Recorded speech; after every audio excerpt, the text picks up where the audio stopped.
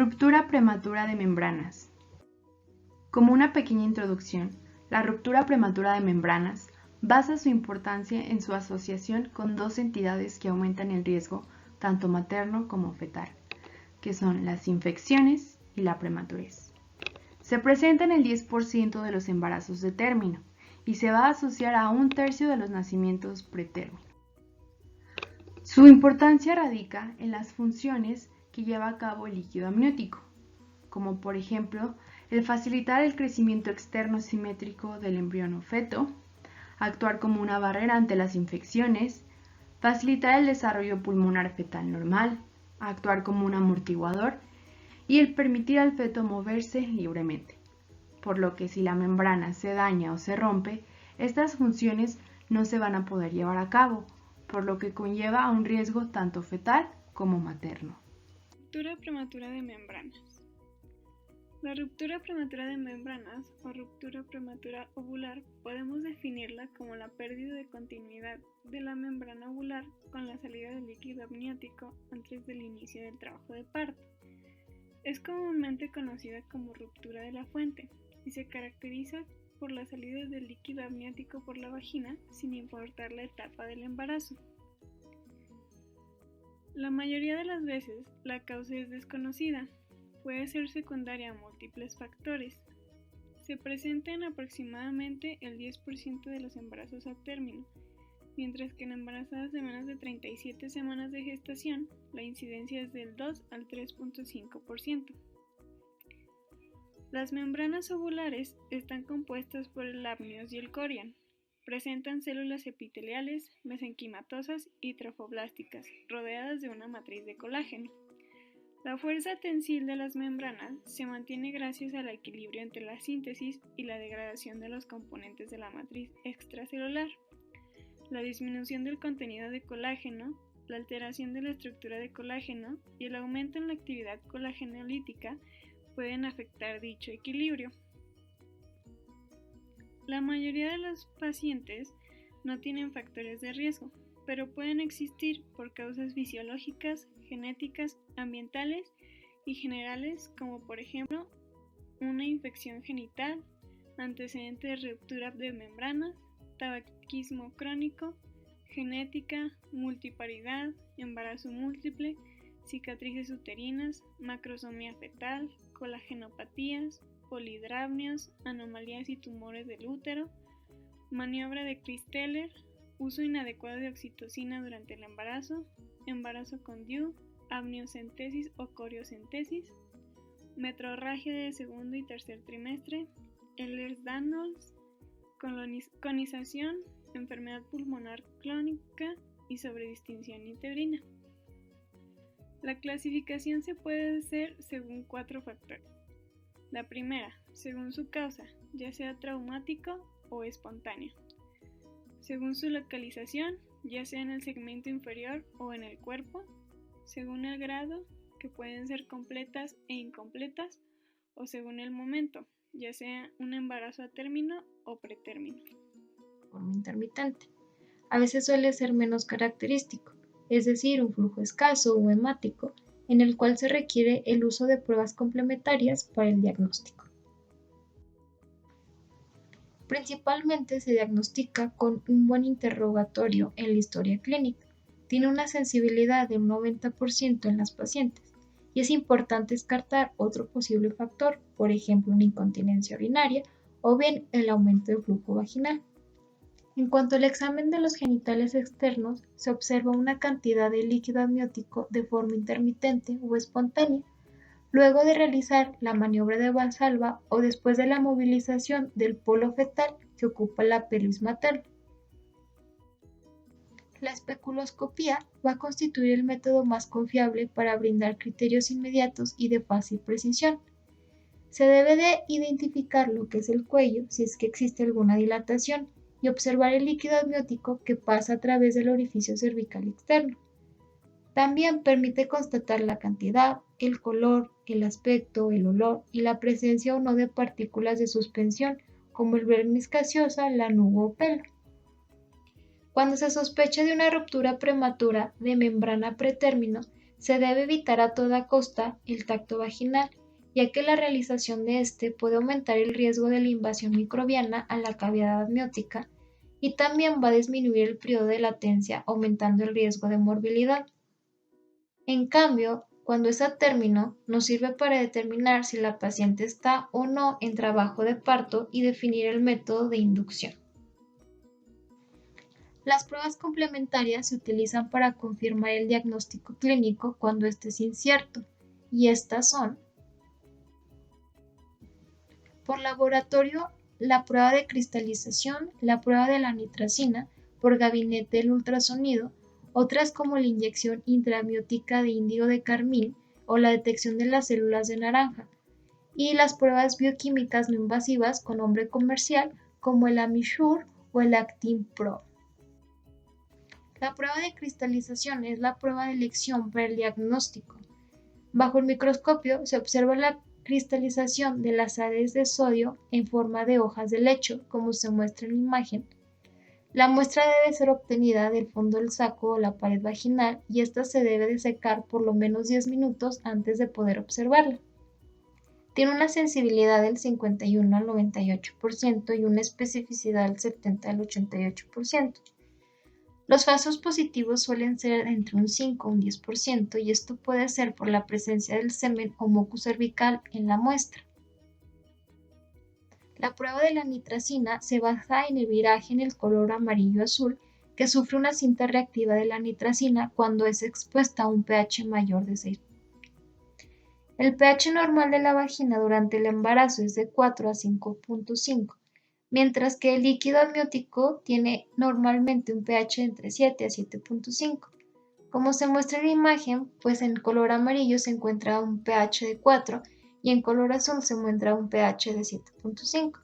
Tiene una sensibilidad del 90% y los falsos positivos suelen ser en un 20%, debido a la contaminación con orina alcalina, al semen, sangre, mucus cervical, soluciones antisépticas, gel para ultrasonido y la presencia de la vaginosis. En cuanto al gabinete, se utiliza lo que es el ultrasonido. Este se debe de realizar cuando no se visualiza ni salida de líquido amniótico transcervical, pero existe una historia clínica del líquido. La sospecha de la ruptura prematura de membrana aumenta ante la presencia de los oligoamnios. La inyección intraamniótica de índigo de carmín, esta nada más se va a utilizar y de reserva en casos de duda de diagnóstico importante y no se debe de utilizar azul de metileno por el riesgo de la metahemoglobulinemia. Es asociada a la presencia de un tapón vaginal estéril para documentar la salida del colorante hacia el tracto genital inferior. La detección de las células de naranja es mezclando una gota de líquido amniótico que se obtuvo del fondo del saco con una gota de azul de Nilo. Al microscopio pues vamos a observar lo que son las células descamadas de la piel fetal que se van a teñir de color naranja como se muestra en el círculo y no se recomienda para el diagnóstico antes de la 37 semana. Las pruebas bioquímicas no invasivas, como la prueba de la microglobulina placentaria alfa 1 con su nombre comercial Amisure. Esta es una prueba rápida que va a identificar la glicoproteína placentaria alfa 1 que se va a encontrar en las secreciones cervicovaginales en ausencia de la ruptura prematura de membrana a concentraciones muy bajas, que sería de 0.5 a 0.2 microgramos mililitro. Tiene una sensibilidad del 98 al 99% y una especificidad del 88 al 100%. Esta es positiva cuando sobrepasa los 5 microgramos mililitro, pero tiene pues un alto costo. El método sería la obtención de la muestra, que es recoger la muestra de la secreción vaginal con una torunda estéril. El paso 2 pues es sumergir la torunda de la muestra en un viral del disolvente y pues desechar lo que es la torunda. El paso 3 pues es insertar la tira de análisis en el viral para iniciar el proceso de la detección. Y el paso 4 pues es la lectura de los resultados, en donde se retira la tira de análisis del viral y se va a observar. Los resultados es positivo cuando hay 2 líneas rojas, ya sea que estén tenues o discontinuas, y negativo cuando nada más hay una línea roja, que sería pues la línea del control. La detección de la proteína de unión al factor de crecimiento similar a insulina 1, que es el ActiPro, que es su nombre comercial, pues también es una prueba pues rápida, inmunocromatográfica, específica para una proteína que solamente se presenta en el líquido amniótico. Su sensibilidad es del 97% y una especificidad del 90%. En cuanto al diagnóstico diferencial, principalmente es la leucorrea, que este es un flujo genital blanco, amarillento, infeccioso, que está asociado a prurito. La segunda sería la incontinencia urinaria, que se presenta en la segunda mitad del embarazo, especialmente en multíparas, por la relajación perineal y la rectocistocele. Y el tercero sería la eliminación del tapón mucoso, que es pues un fluido mucoso, y a veces suele ser sanguinolento. Estas tres pues son las más frecuentes. La ruptura del quiste vaginal pues es la pérdida brusca del líquido cristalino por la vagina, en donde en el examen se va a observar una cavidad pequeña en las paredes vaginales, la hidorrea residual, que se presenta en la primera mitad del embarazo, que es un líquido claro con tinte amarillo y sanguinolento, y la ruptura de la bolsa miocorial, que esta es muy rara, que se va a producir por la delaminación del amnios. Estas tres pues son menos frecuentes. Aquí podemos ver el procedimiento de una amniocentesis. Se prepara la paciente, se limpia el área,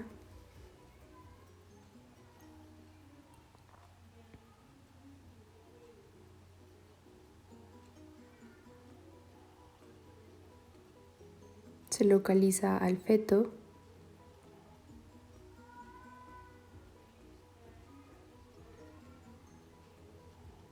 se inserta la aguja,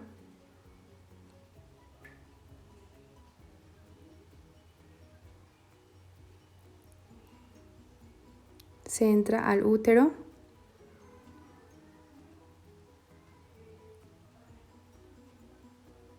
y se extrae el líquido amniótico. Con 2 dedos el explorador deberá de separar los labios menores de manera que la abertura vaginal quede expuesta. Se insertará el espéculo de manera horizontal y lentamente siguiendo la trayectoria de menor resistencia. Una vez el espéculo se deberá girar suavemente y se abrirá presionando sobre la palanca con el pulgar. Finalmente se bloquearán las valvas para estabilizarlo y evitar desplazamientos. Se debe observar el cuello uterino para determinar su color, posición y tamaño, sus características superficiales y secreción. Se debe colocar el pulgar no dominante en la palanca aplicando presión mientras se suelta el mecanismo de bloqueo. Con la misma presión aplicada en la palanca se debe retirar el espéculo. Se gira el espéculo mientras se va retirando suavemente por completo hasta que las paredes vaginales se cierren. Se debe tener cuidado al momento de retirar el espéculo para evitar pellizcar las paredes vaginales.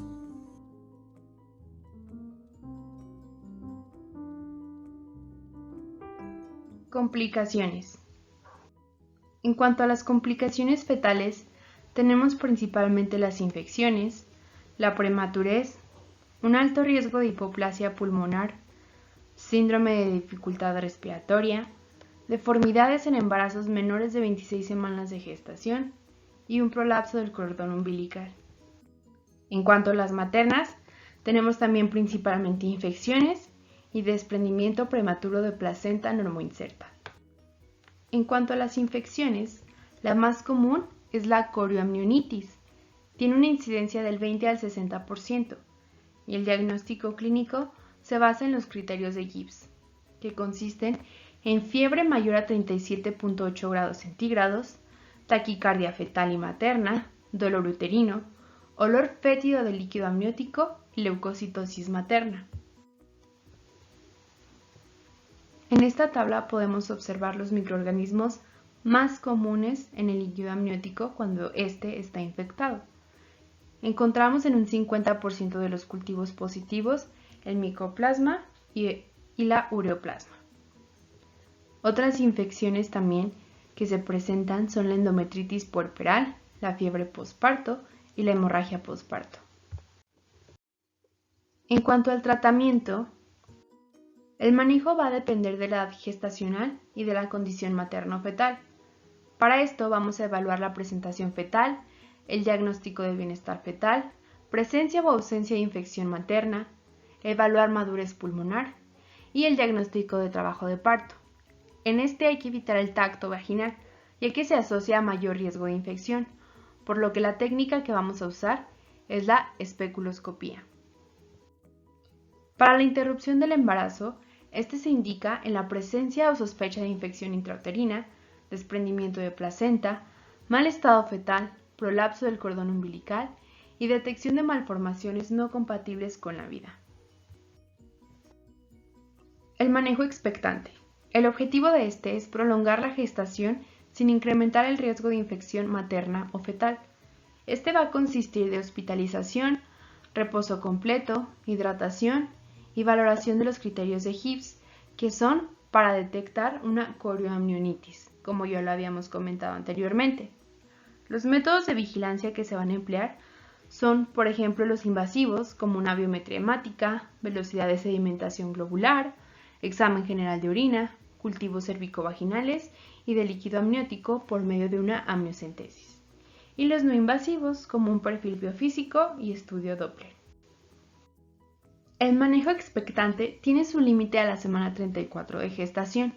La inducción del parto en casos de ruptura prematura de membranas pretérmino debe ser considerado en esta semana. En cuanto al manejo activo, tenemos como primer lugar los corticosteroides. Su objetivo, pues inducir la madurez pulmonar. Se debe administrar a mujeres con 24 a 34 semanas de embarazo. ¿Cuáles son los beneficios? Disminuye el riesgo de síndrome de dificultad respiratoria, hemorragia intraventricular, enterocolitis necrosante y no va a incrementar el riesgo de infección materno-fetal.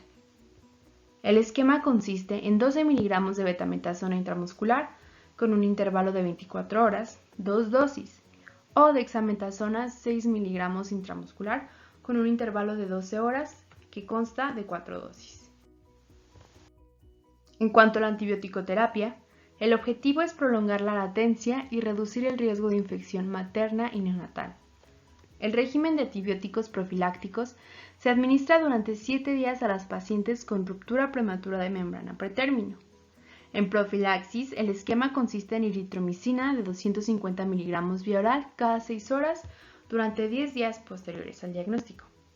El esquema en general consta de ampicilina 2 gramos y eritromicina 250 miligramos intravenosa cada 6 horas por 48 horas, además de amoxicilina 250 miligramos vía oral con eritromicina 250 miligramos cada 8 horas por 5 días. En cuanto a los tocolíticos, la principal indicación para la tocólisis es retrasar el parto durante 48 horas para la administración de esteroides. No se debe administrar por más de 48 horas y están contraindicados en ruptura prematura de membranas sin actividad uterina. El manejo según la edad gestacional. Cuando es previable, la paciente debe permanecer hospitalizada y se debe de llevar a cabo un manejo expectante, cultivos cervicovaginales y amniocentesis, hemograma, PCR, BSG 2 veces por semana. En cuanto al manejo activo, los antibióticos profilácticos de rutina, y en estas instancias no se deben usar tocólisis ni corticoides. Lejos del término, la paciente debe permanecer igual hospitalizada, se debe dar un manejo expectante, y en cuanto al manejo activo, pues corticosteroides para inducción de madurez pulmonar. Los antibióticos, ya que todas las pacientes deben recibir antibióticos para prolongar el periodo de latencia y disminuir las infecciones. Aquí es importante recordar el evitar el tacto vaginal, a menos que haya sospecha que la paciente entró en trabajo de parto. Cercana del término. El beneficio del manejo expectante tiene su límite a la semana 34, por lo que la inducción del parto debe ser considerado. Y en embarazo de término, se procederá a la interrupción inmediata del embarazo mediante inducción o cesárea, según la historia obstétrica de la paciente.